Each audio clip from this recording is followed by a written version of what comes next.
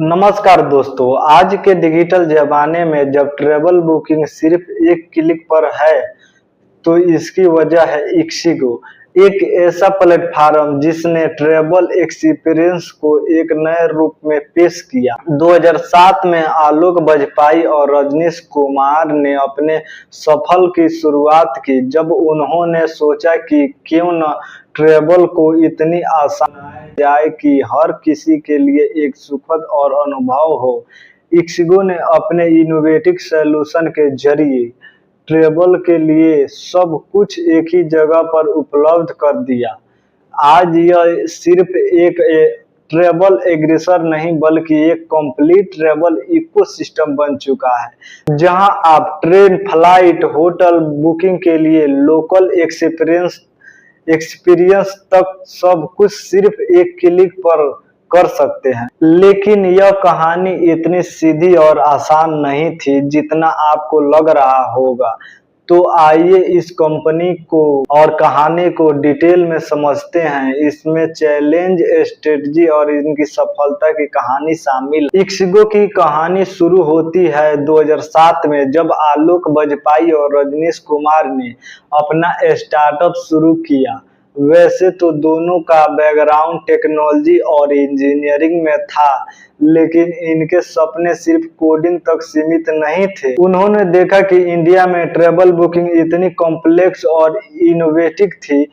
अलग-अलग वेबसाइट और एजेंसी पर अपनी लोग बुकिंग के लिए भटक रहे थे। उन्होंने डिसाइड किया कि वे ऐसा प्लेटफॉर्म बनाएंगे जो ट्रैवल को इतनी आसान और स्टेबल बनाए, जो लोगों की किसी टेंशन और अपनी जर्नी प्लान कर सके। लेकिन स्टार्टअप का सफर आसान नहीं था। उनके पास इनोवेटिव फंडिंग की कमी थी और उस समय के बड़े प्लेयर्स का मार्केट में स्ट्रॉन्ग होल्ड था, जो एक बड़े चैलेंज के रूप में सामने आए। जब इक्सिगो की शुरुआत की, तब इंडिया में ऑनलाइन ट्रैवल इंडस्ट्री अभी तक शुरुआती दौर में थी। मार्केट में कई बड़े प्लेयर जैसे मेक माई ट्रिप और यात्रा ने अपनी पोजीशन बना ली थी। इन चैलेंज को सामना करने के लिए आलोक और रजनीश ने बहुत मेहनत की। उन्होंने बिजनेस मॉडल को समझा और यूजर नीड को एनालाइज किया और उनके सॉल्यूशन डेवलप किए। फंडिंग के लिए उन्होंने अपने नेटवर्क का इस्तेमाल किया, इन्वेस्टर को पिच किया और अपने आइडिया को सॉलिडिफाइड करते रहे। यह उनका डिस्मेटिक था, जो उन्होंने अपने बढ़ने के लिए प्रेरित कर रहा था। फाइनेंशियल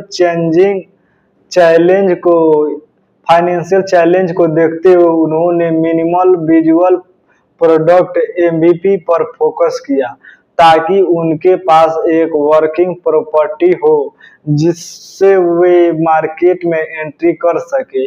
काफी मेहनत के बाद, कई राउंड के बाद कंपनी को अपनी पहली फंडिंग दिसंबर 2007 में मिली, जिसके बाद से लेकर आज तक कंपनी लगभग $96.6 मिलियन की फंडिंग ले चुकी है। फंडिंग के बावजूद कंपनी के लिए इतना आसान नहीं था बड़े-बड़े चैलेंज को फेस कर सके और मार्केट में पहले से मौजूद बड़े प्लेयर्स को पीछे कर सके। इक्विटी और पार्टनरशिप ने इक्सिगो को मार्केट में एक मौजूद फुटहोल्ड प्रदान किया।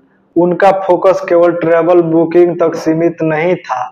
उन्होंने एक इंटीग्रेटेड ट्रैवल इकोसिस्टम बनाने पर भी ध्यान केंद्रित किया, उससे उनके यूजर को एक होलिस्टिक एक्सपीरियंस मिल सके। इक्सिगो ने अपने मार्केटिंग कैंपेन में क्रिएटिव का इस्तेमाल करके अपनी विजिबिलिटी को बढ़ाने में महत्वपूर्ण भूमिका निभाई, जिसके कारण उनका यूजर बेस हर महीने 10 मिलियन एक्टिव यूजर तक पहुंच गया। यह बढ़ोतरी उनकी कंसिस्टेंट एफर्ट और मार्केटिंग स्ट्रेटजी का नतीजा है।